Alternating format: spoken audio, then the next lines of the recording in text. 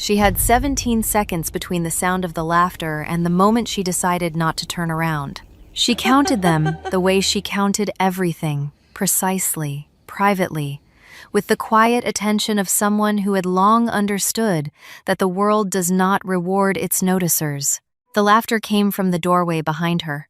3 voices braided into one sound, and it carried the particular sharpness of people who believe they are being observed by someone who matters. She did not give them the satisfaction of her shoulders stiffening. She let her hand continue its path along the spines of the books, her fingertips reading the ridges of gold leaf and cracked leather the way a pianist finds keys without looking. She knew these books. She knew them the way a mother knows the breathing patterns of her children in the dark. The 3rd shelf from the top, the one that required the rolling ladder no one in this house seemed to use, held 4 volumes she had written before her 30th birthday. The 2nd shelf held 6 more. She said nothing. The laughter said everything it needed to about the women in the doorway, and silence said everything it needed to about her. The Duke's library occupied the northeast corner of the house, a room that had been a ballroom in his grandfather's time and had been converted with the kind of money that does not announce itself. The shelves were walnut, hand-carved, fitted to the walls as though they had grown there. The carpet was Turkish, old enough to have softened into something like moss underfoot, and the windows faced the garden where, 3 hours earlier, she had stood with a glass of champagne she did not drink and listened to a woman in green silk explain to the table that serious scholarship was simply not possible for the female mind, not in the way it was possible for men, not with the same rigor. The woman in green silk had smiled while she said this, the way people smile when they are repeating something they have heard from someone they consider important. Eleanor had smiled back. She had not argued. She had learned, years ago, that arguing with people who have already decided what you are is like trying to fill a cup that has been turned upside down. You waste what you are pouring. Eleanor Ashworth was not, by the standards of this gathering, a notable guest. She had been invited because her cousin Margaret was married to the Duke's younger brother, and Margaret, who was kind in the way that occasionally borders on carelessness, had mentioned that Eleanor might enjoy the weekend. Might enjoy. As though Eleanor were a child being offered a sweet. As though the library she now stood in did not contain more of her own words than any other private collection in England. She had published under the name E.L. Ashworth for the philosophical volumes, and under the name Eliot Ash for the literary criticism, and under no name at all for the 2 anonymous essays on political reform that had been attributed, variously, to 3 different men, one of whom was dead. The dead man's family had not corrected the attribution. They seemed pleased by it. Eleanor did not begrudge them this. She had not written for the attribution. She had written because the ideas were there, large and restless, and she could no more have left them unexpressed than she could have left a wound unbandaged. The 3 women in the doorway were moving on now. She heard the rustle of taffeta, the click of heeled shoes on the marble of the hallway, and one last murmured comment, something about odd creatures and the smell of old paper that was clearly meant to be overheard. Eleanor let it pass through her like weather. She had 17 published works, 4 languages, and a correspondence with scholars across the continent. She did not require the good opinion of women who found libraries odd. What she required, at this particular moment, was 10 uninterrupted minutes with the volume on the 4th shelf, 3rd from the left, because she had spotted an error in the 2nd printing that she had been trying to confirm for 6 months. And the Duke's copy, she suspected, was a first edition. She reached for the latter. The room smelled of beeswax and aged paper and something else, something green, the garden coming through the cracked window. Late afternoon light fell in long panels across the floor, catching the dust motes that her movement had stirred. She climbed 3 rungs, 4, and there it was. The spine was unmarked by handling. The Duke, it seemed, had not read this one.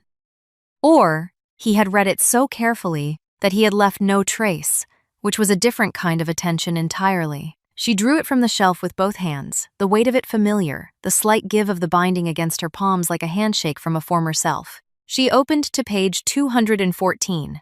There it was, the error, a misplaced comma that altered the meaning of an entire argument about the nature of civic duty. She had caught it in proof and been overruled by the typesetter, who had insisted she was mistaken.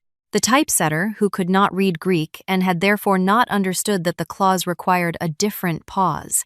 She closed her eyes briefly. Confirmed.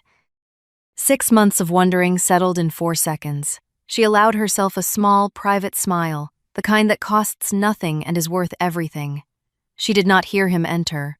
This was unusual for Eleanor, who noticed most things: the shift of air in a room, the particular quality of silence that means someone is listening, but she was absorbed, turning pages now, reacquainting herself with arguments she had built a decade ago, and the carpet was thick, and he moved quietly. The Duke moved the way certain large men move when they have learned that their size can be a kind of intrusion, deliberately, with a consciousness of space. She became aware of him only when the quality of light changed, his shadow falling across the page she held. She looked up. He was standing 6 feet away, near the wing chair by the cold fireplace, watching her with an expression she could not immediately read. It was not displeasure. It was not the amused condescension she had learned to expect from men who found women in libraries. It was something else, something closer to recognition, though that made no sense, because they had not been introduced. He was tall, dark-haired, with the kind of face that had been handsome once, and had settled into something more interesting, angular, watchful, marked by the particular attentiveness of someone who reads. She knew this because she recognized it. It was the same look she saw in her own mirror, the look of someone who has spent more time with pages than with people and does not apologize for the ratio. He did not speak immediately. He let the silence hold, and she, who understood silence, let him. 5 seconds. 10.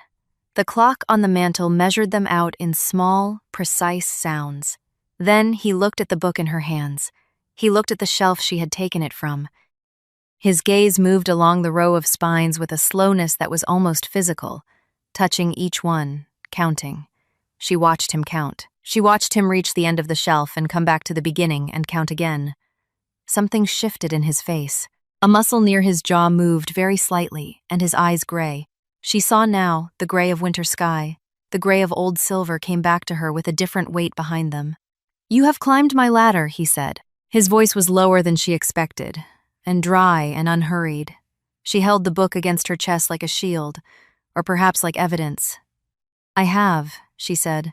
"You are holding the Ashworth," he said, "the second printing." She looked down at the book in her hands as though she had forgotten it was there. She had not forgotten. She said, "The first printing." He was quiet for a moment. Then he crossed the room not toward her but toward the shelf below, where a ledger of some kind sat between 2 bookends, and drew it out. She recognized it, his acquisition log. He opened it, found a page, and read something she could not see. Then he closed it and looked at her again. And this time, the expression was unmistakable. It was the expression of a man who is rearranging everything he knows about a room he thought he understood. "The first printing," he repeated.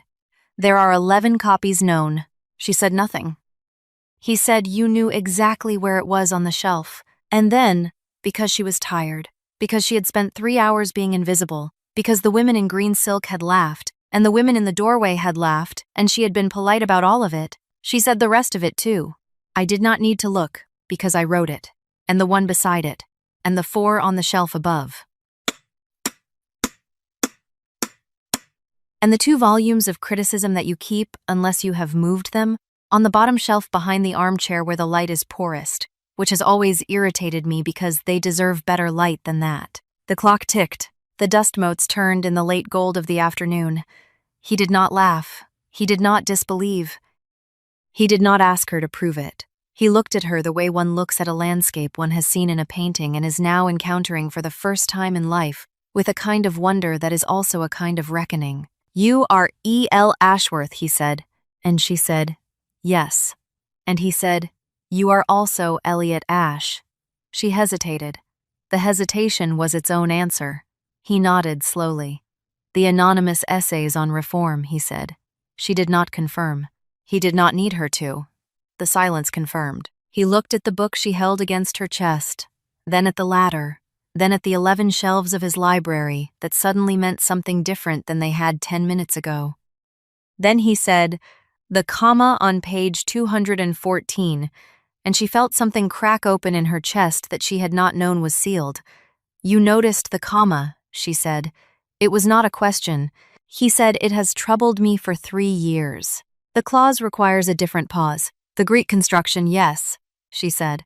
And her voice was not quite steady, and she did not care that it was not quite steady, because in 20 years of scholarship, not one person had noticed the comma, not one reviewer, not one correspondent, not one of the men who had praised the work in journals and letters and at dinners to which she was not invited. He had noticed. This man, in this room, with this collection that he had clearly built not for show but for the particular and private pleasure of understanding, he had noticed a misplaced comma on page 214, and it had troubled him. For 3 years. She descended the ladder carefully, one rung at a time, the book still in her hands. He did not offer to help her down. She was grateful for this. It meant he saw her as someone who did not require help, and this was more valuable to her in that moment than any compliment he might have offered. They stood facing each other in the late light, 6 feet apart, the width of the Turkish carpet between them, and neither of them spoke for a long time. Outside, the sound of the garden party continued the murmur of conversation, the clink of glasses, someone laughing the way people laugh when they are performing enjoyment rather than feeling it. Inside the library, the silence was a different texture. It was the silence of 2 people who have unexpectedly found themselves in the presence of someone who speaks their language, and the relief of it is so large that words seem inadequate and almost beside the point. He moved first. He crossed to a cabinet near the window, opened it, and withdrew 2 glasses and a bottle of something amber. He poured without asking. He brought her one. She took it. Their fingers did not touch. They did not need to. He raised his glass slightly, not quite a toast. To the comma, he said. To the comma, she said. They drank. He asked her to sit.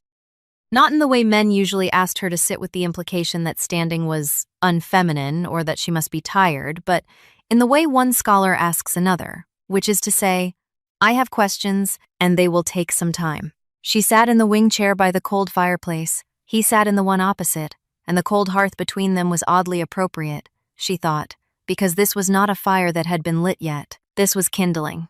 This was the arrangement of things in the hope that something might catch. He asked about the reform essays. Not whether she had written them, that was settled, but about the argument itself. The second essay's central claim about the relationship between property and representation. He asked with the precision of someone who had thought deeply about it. She answered with the precision of someone who had thought more deeply still. They talked for an hour. Then 2. The light shifted from gold to amber to the blue-gray of early evening, and neither of them moved to light a lamp.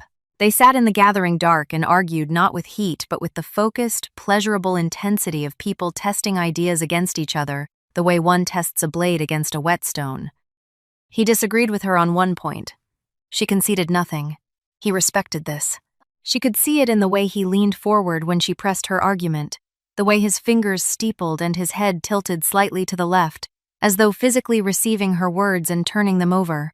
At some point she could not have said when, because time had become unreliable in this room. He stood and lit the lamp on the table between them. The light it threw was warm and close, creating a circle that contained only the 2 chairs, the table, their glasses, and the space between them. Beyond the circle, the library was shadow and spine, and the faint gleam of gold lettering. He sat back down and looked at her, and in the lamplight his expression had changed again. It was no longer the scholar's intensity. It was something quieter, something that made the room feel smaller. You have been here all weekend, he said. She said, since Friday. He said we were not introduced. She said, no. He said I would have remembered. She said nothing to this, because there was nothing safe to say. He said, I would have remembered because I have been trying to find E.L. Ashworth for 4 years. I have written letters. To your publisher, who returned them unopened. To your academic correspondents, who claimed not to know your address. To the Royal Society, who informed me that you were not a member and could not be located through their offices. She listened to this. She had known about the letters, or some of them. Her publisher had mentioned them. A collector, he had said, dismissively. Some duke who wants to shake your hand. She had not pursued it. She had not thought it worth pursuing. She had been wrong. Why? She asked. He said, because I built this library around your work. She was quiet for a long time. He let her be quiet. He did not fill the silence with explanation or justification or the kind of anxious elaboration that men often offered when they sensed they had said something large. He simply let the statement sit in the room between them, solid and patient, like the books on the shelves. She looked at those shelves now with different eyes. She saw the organization not alphabetical, not by date, but thematic. Arguments and conversation with each other. Her philosophical work beside the natural philosophers who had informed it. Her criticism beside the literature it addressed. Her reform essays anonymous, unattributed, their authorship unknown to the world placed beside the political theory from which they grew. He had not merely collected her work, he had understood it. He had understood the architecture of her thinking, the way each piece connected to the others, the way her mind moved. He had built the library as a map of a mind he had never met, and he had been searching for the cartographer for 4 years. The sound of footsteps in the hallway broke the stillness. Margaret's voice, calling Eleanor's name with the slightly frantic pitch of a hostess who has misplaced a guest. Eleanor stood. He stood. The moment contracted. She was aware, suddenly and acutely, of how this looked, a woman alone with a man in a dimly lit room, both standing, the air between them thick with something that resembled intimacy, because it was intimacy, though not the kind anyone walking in would understand. Margaret appeared in the doorway. Her face registered surprise, then confusion, then the quick social calculation of a woman who knows the rules and is not sure whether they are being broken. "Eleanor," she said. "There you are. We are sitting down to dinner." Eleanor set the book carefully on the table beside her glass. She did not look at him. She did not need to. She felt his attention like heat from a fire at her back. She crossed the room toward Margaret, and as she reached the doorway, he spoke. "Miss Ashworth." She turned. He was standing by the lamp, and the light made his face half gold and half shadow, and he said, "After dinner, I would be honored if you would return. I have questions about the Ashworth. Several of them." She inclined her head. An acceptance that was not quite a promise. A door left open. Margaret took her arm and guided her toward the dining room, already asking in a low, urgent whisper what on earth she had been doing in the Duke's library. And Eleanor said, "Reading." And Margaret said, "Reading." And the word between them was both perfectly true and entirely inadequate. Dinner was an exercise in performance.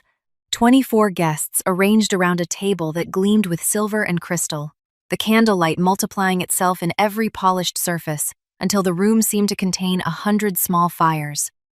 Eleanor was seated far from him. The placement was dictated by rank and connection, and her rank in this company was negligible, her connection only the slender thread of Margaret's marriage. She was between a clergyman who spoke at length about his rose garden and a young baronet who had opinions about horses. She listened to both with the patient, slightly distant courtesy she had perfected over years of such dinners, offering the occasional question that kept them talking and required nothing of her interior life. She ate the soup. She ate the fish.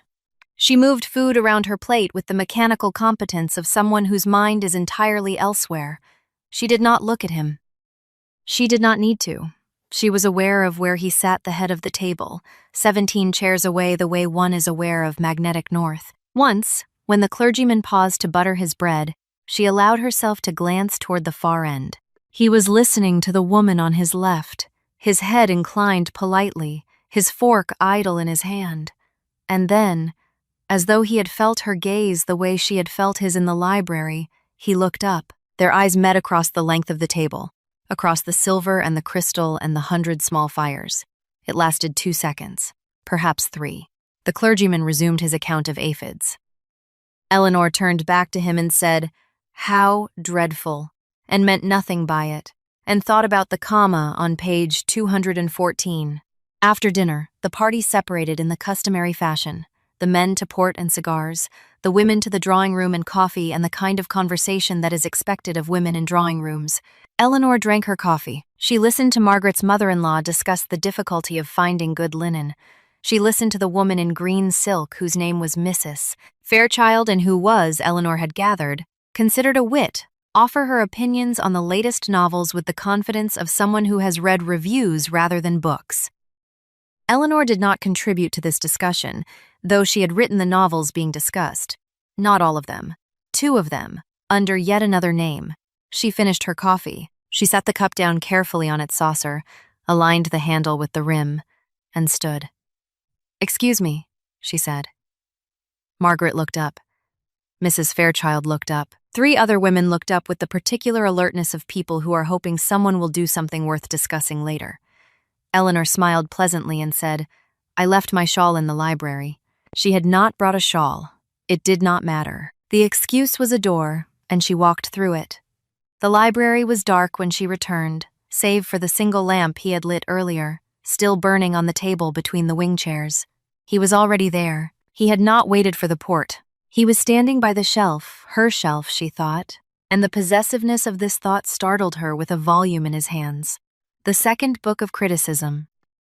The one about the relationship between narrative form and moral philosophy. He looked up when she entered, and the expression on his face was one she would remember for a long time. It was relief, as though he had been unsure she would come back. As though the dinner and the drawing room and the 17 chairs between them had been a test of something, and she had passed it simply by appearing in the doorway.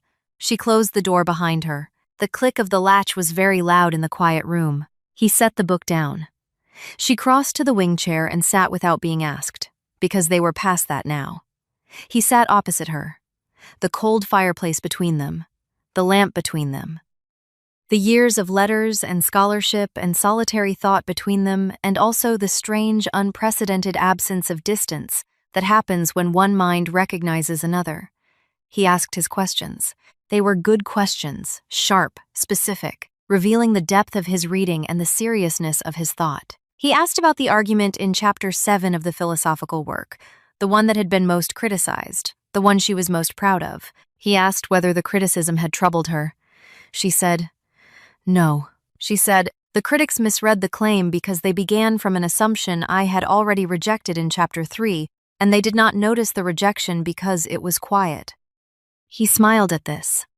A small smile, barely a movement of the mouth, but it reached his eyes. "Quiet," he said. "Yes, your work is often quiet in that way. It asks you to have been paying attention." She felt something warm unfurl in her chest, not vanity, something deeper, the warmth of being known, the specific, irreplaceable warmth of having done something difficult and private, and finding that one person, one understood not just what you made, but how you made it and why. She said, "Most people are not paying attention." He said, "Most people are not worth paying attention to." She laughed. It surprised them both. It was a real laugh, unguarded, and it changed the air in the room the way opening a window changes air. They talked until the lamp burned low. They talked about her work and his reading of it, and the places where he thought she was wrong. And she told him he was wrong about her being wrong, and he said, "Prove it," and she did, and he conceded with a grace that made her like him more than anything else had. They talked about the reform essays and what had changed since she wrote them, and what had not. They talked about the anonymous publication, and he asked carefully whether it was choice or necessity. "Both," she said. And he heard the weight under that word and did not press it. He said it should not have to be necessity. She said, "And yet." He said, "Yes, and yet." The lamp flickered. The wick was drowning. He stood and adjusted it, and the light steadied. And he remained standing for a moment, looking down at her with an expression she could not fully read but did not wish to look away from. "You should be known," he said. "Not the pen names. You." She looked at her hands in her lap. She said, "I am known, by the work." He said, "That is not the same thing." She said, "It has been enough." He said, "Has it?" It was not a question. She did not answer it. He walked her to the door of the library when the clock struck midnight. The house was quiet, most of the guests had retired, and the hallway was lit only by the sconces that the staff left burning through the night. At the door, he paused. She paused. They stood in the threshold, that liminal space between the private world they had made in the library and the public world that did not know it existed. He said, "I am hosting a lecture series in the autumn. 3 speakers. The subject is civic philosophy." She waited. He said, "I would like you to speak. Not Elliot Ash, not E.L. Ashworth. You. Eleanor Ashworth, under your own name, as yourself. She felt the weight of this, the risk, the exposure, the years of careful anonymity that had protected her work from dismissal, and her person from scrutiny. She felt all of it, and she also felt the particular exhaustion of carrying a secret that costs more to keep than it would cost to set down. She said, "I will think about it," he said. "That is all I ask." Then he said, "Good night, Miss Ashworth." And the way he said her name, the real one, the full one, with a gravity that was almost tender, made it sound like something valuable, like something that deserved better light. She did not sleep well. The bed was comfortable, the room was quiet, and she lay awake until 3 in the morning, looking at the ceiling and thinking about commas, thinking about the comma on page 214 that had troubled him for 3 years. Thinking about what it meant that someone had read her work with that degree of attention, not skimming for arguments to deploy in conversation, not mining for quotations to make himself sound clever, but reading the way she wrote, carefully, slowly, with an ear for the rhythm and a sensitivity to the placement of every pause. She thought about the library, about the shelves arranged as a map of her mind, about the 4 years of letters, returned and unanswered, about the expression on his face when she told him who she was. Not surprise, exactly. Something closer to inevitability. As though he had always known that the person who wrote those books would look like this, would stand like this, would climb his ladder without asking permission, and find the error on page 214 without needing to search for it. She thought about Mrs. Fairchild in the drawing room discussing novels she had not read, written by a woman she had laughed at in a doorway. She thought about this without bitterness. Bitterness was a waste of the same energy that could be used for thinking, and Eleanor had always preferred thinking. In the morning, she came down to breakfast early. The dining room was nearly empty, only the clergyman, absorbed in a newspaper, and a young woman she did not know, eating toast with the methodical determination of someone avoiding conversation. Eleanor took coffee and a piece of bread and sat near the window where the light was good.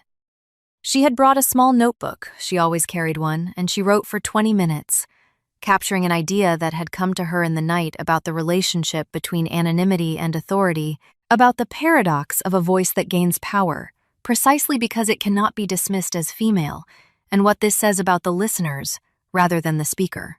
She was deep in a sentence when the chair opposite her moved. She looked up.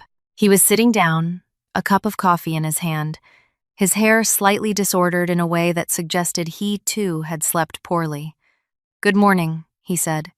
"Good morning," she said. He did not ask what she was writing.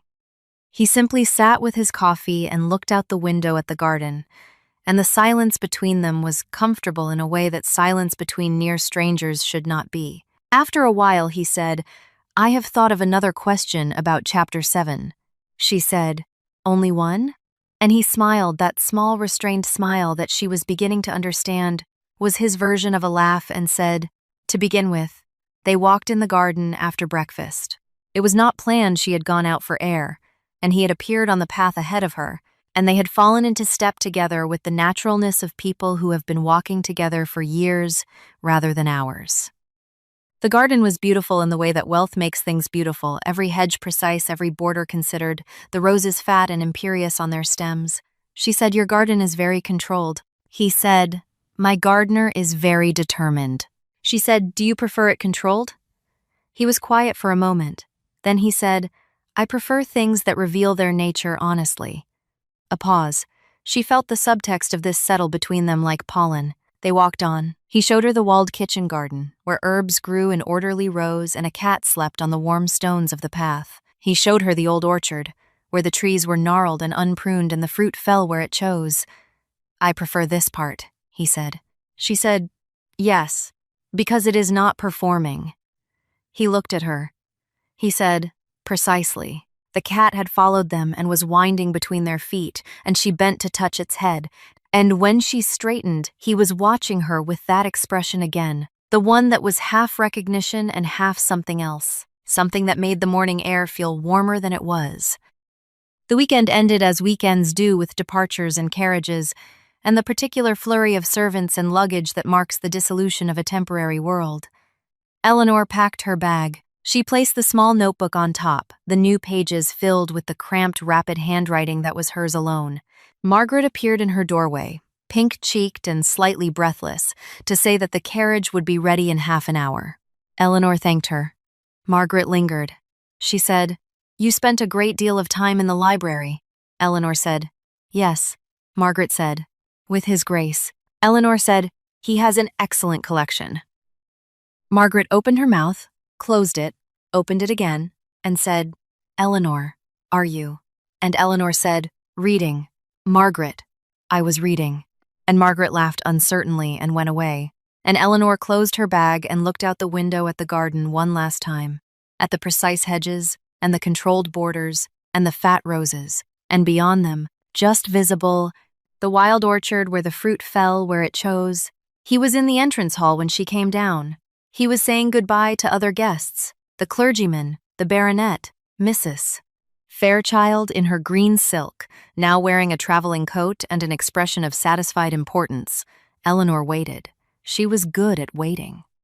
She had been waiting, in one way or another, for 20 years, waiting for the world to be ready for what she had to say, waiting for her work to find its readers, waiting for someone to notice the comma. Mrs. Fairchild swept past her without acknowledgement. The clergyman nodded vaguely, and then the hall was empty except for the two of them and the footman by the door, who was professionally invisible. He crossed to her. He held out his hand. She took it. The handshake was brief, correct, and entirely unremarkable to anyone watching, but his thumb pressed, once against her knuckle, a tiny, deliberate pressure that said, "I know who you are. I know what you have done.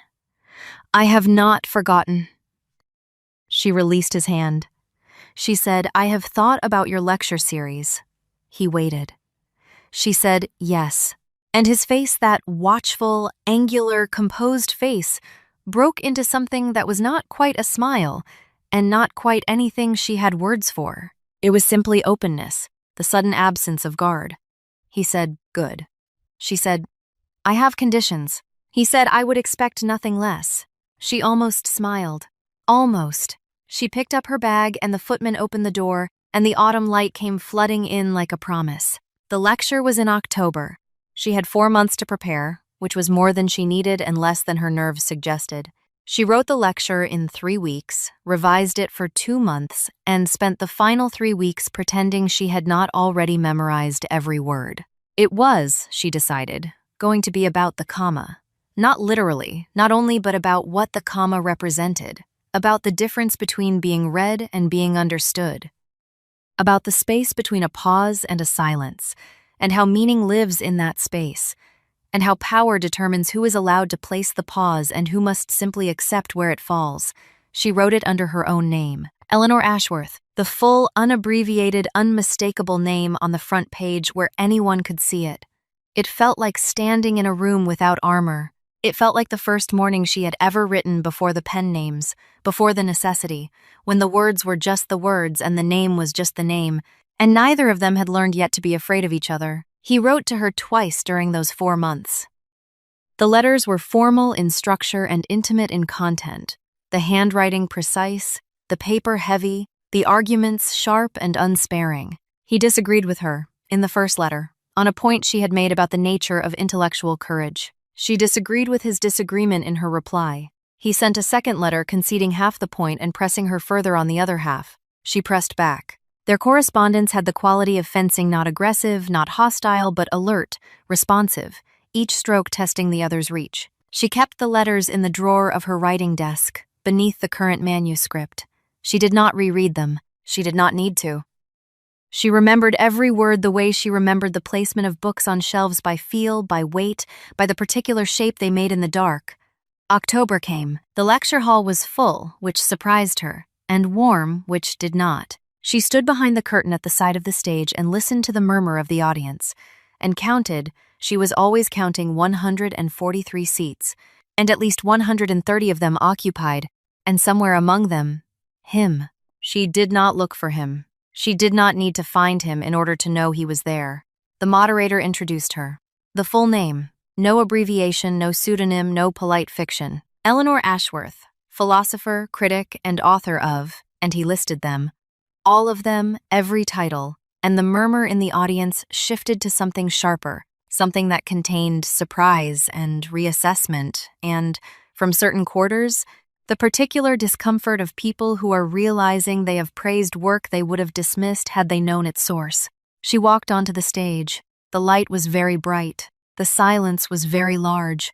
She thought about the library, about the lamplight, about the cold fireplace and the 2 wing chairs, and the man who had said, "You should be known." She opened her mouth. She spoke. She spoke for 40 minutes. She did not use notes. She did not need them. The argument unfolded the way her arguments always did, carefully, precisely, building from small observations to large claims, from the specific to the universal, from the comma on page 214 to the nature of attention itself and what it means to be heard. The audience was quiet in the way that audiences are quiet when they are genuinely listening rather than merely waiting for their turn to speak. She felt it, the attention in the room, the particular weight of 130 minds focused on her words, and it was not unlike the feeling in the library, the feeling of being known, but larger, wider, shared. When she finished, the silence held for 3 seconds. She counted, and then the applause came, and it was real, not polite, not the measured acknowledgement of an adequate performance, real. She stood in it and let it wash over her and thought, 20 years. 20 years of writing in rooms alone, 20 years of pen names and returned letters and anonymous brilliance. And here, finally, the sound of people hearing her without the barrier of their own assumptions. She did not cry. She was not the kind of woman who cried in public, but she felt the crack in her chest again, the same one from the library, and this time it did not close. He found her afterward, in the reception room where people were drinking wine and asking her questions with the slightly dazed enthusiasm of an audience that has been genuinely moved. He did not push through the crowd. He waited at the edge of it, holding a glass he was not drinking, until the others dispersed. Then he approached. She was sitting by then, in a chair near the window, her hands folded in her lap, the adrenaline receding and leaving her pleasantly exhausted. He sat in the chair beside her. He did not speak immediately.